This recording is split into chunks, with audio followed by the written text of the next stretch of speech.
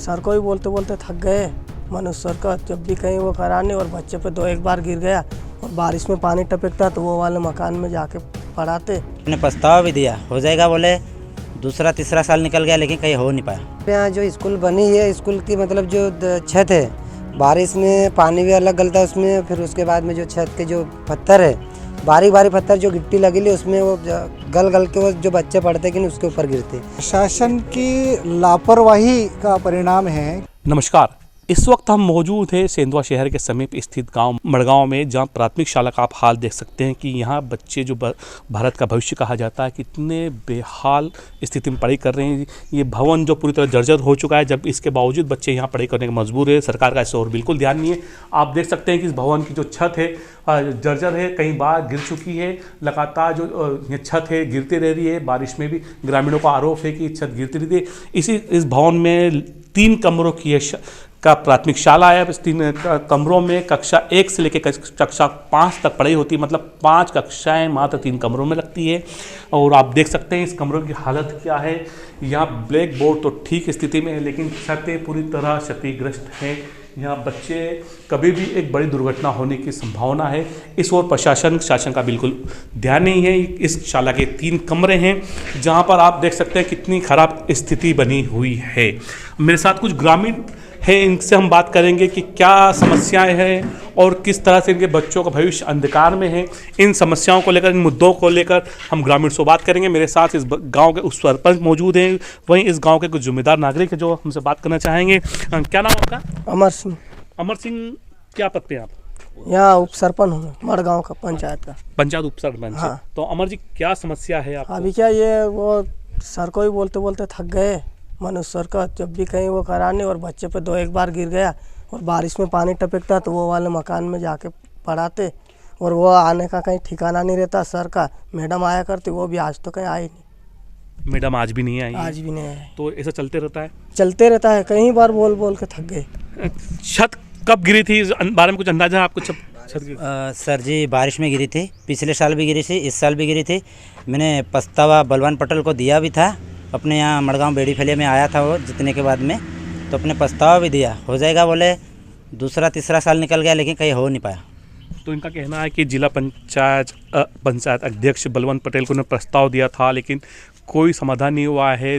2 बार छत गिर चुकी है। कुछ ग्रामीण और मौजूद है, इनसे हम बात करेंगे। क्या नाम आपका? रमेश बोल रहा था। रमेश जी, कितनी कक्षाएं संचालित होती है? कक्षा 8वीं तक, क्या 5वीं तक है? 5वीं तक है। यहाँ पे बच्चे पढ़ते हैं। यहाँ पे शिक्षकों की क्या स्थिति है? शिक्षक यही स्थिति है कि मतलब यहाँ जो स्कूल बनी है, स्कूल की मतलब जो छत है, बारिश में पानी भी अलग गलता है उसमें, फिर उसके बाद में जो छत के जो पत्थर है, बारीक बारीक पत्थर जो गिट्टी लगी ली उसमें वो गल के वो जो बच्चे पढ़ते कि उसके ऊपर गिरते। कई बार मतलब बच्चे उनका सर भी फूट गया। कई बार मतलब अपन ने शिकायत भी दर्ज करे तो ये आगे कई कार्रवाई करी नहीं उन्होंने। कहीं ग्रामीणों का कहना है कि कई बार शिकायत की, बच्चे चोटिल हुए हैं लेकिन इस पर कोई कार्रवाई नहीं हुई है। मेरे साथ गांव के कुछ जिम्मेदार हैं, इनसे हम बात करेंगे। सर, क्या नाम आपका? बालकृष्ण बाविस्कर। बाविस्कर जी, बच्चे घायल हुए हैं, प्रशासन को अवगत कराया गया, उसके बाद भी क्या समस्या निराकरण हुआ है या नहीं? ये प्रशासन की लापरवाही का परिणाम है कि बरसात में इतने बच्चे आते हैं, हालांकि बच्चे जो आते हैं और वो जो छत है वो पूरी तरह जर्जर हो चुकी है। उस संदर्भ में गांव के उप सरपंच ने कहा, यहाँ के लोगों ने कहा, हमने स्वयं ने, चूँकि यहाँ के हम निवासी हैं, स्कूल की छत जर्जर हो चुकी है, वो टूटते हैं पर बच्चों के सिर पे गिरते हैं, कई बच्चे घायल भी हुए हैं। इस संदर्भ में हमने शिक्षकों से बात की।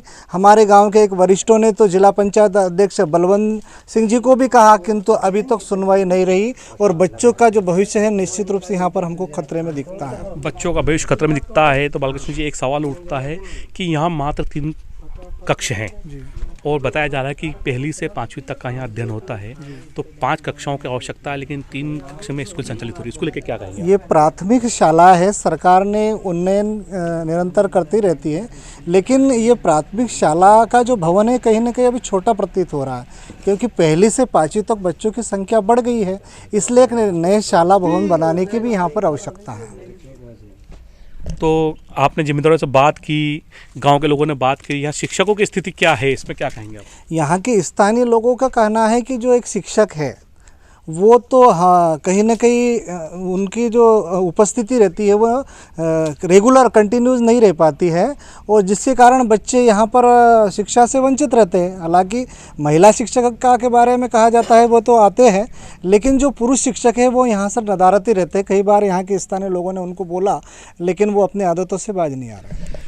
तो पुरुष शिक्षक नदारत रहते हैं, इसको लेकर गंभीर आरोप है, लोगों ने लगा शिकायत करी है। गांव के उप सरपंच भी इनसे बात करेंगे। लोगों का कहना है कि शिक्षक नदारत रहते हैं, इसको लेकर क्या किया जा रहा है? यहाँ पे क्या बोल बोल के थक गए, वो सर भी नहीं आता, बच्चे को सही ढंग से पढ़ा भी नहीं पा रहे क्या। फिर दूसरा बोले तो मैडम आती और खाना भी सही ढंग से वो ला के देते नहीं, तो बना के क्या खिला। मध्याह्न भोजन की समस्या है, समस्या है। अभी भी स्कूल शाला का समय है, लेकिन अभी कोई बच्चा नहीं दिख रहा है, कोई ना बच्चा नहीं दिख रहा है। अभी शाला का समय है, ना कोई बच्चा दिख रहा है, ना कोई शिक्षक दिख रहा है। क्या कहेंगे आप? जी सर, आप आज तो क्या मालूम क्या है, वो इनकी छुट्टी है कि क्या है ये नहीं पता था अपने को। हाँ। पर मैडम आती है, सर क्या कभी कभार आते हैं, बाकी और क्या। देखो, ग्रामीणों का कहना है कि यहाँ मैडम रेगुलर आती है, लेकिन जो शिक्षक है वो बिल्कुल नहीं आते हैं। तो आप जो ग्रामीण अंचल एरिया है इनमें आप विद्यालयों की शिक्षा की स्थिति देख सकते हैं। और ऐसा नहीं कि ये विद्यालय सेंधवा शहर से जो मुख्यालय है यहाँ से बहुत दूर है, यहाँ से महज 4 से 7 किलोमीटर दूरी पर विद्यालय है। अगर यहाँ यह स्थिति है तो जो दूर अंचल क्षेत्र है वहाँ कितनी ख़राब स्थिति होगी, इस बात का आप अंदाज़ा लगा सकते हैं।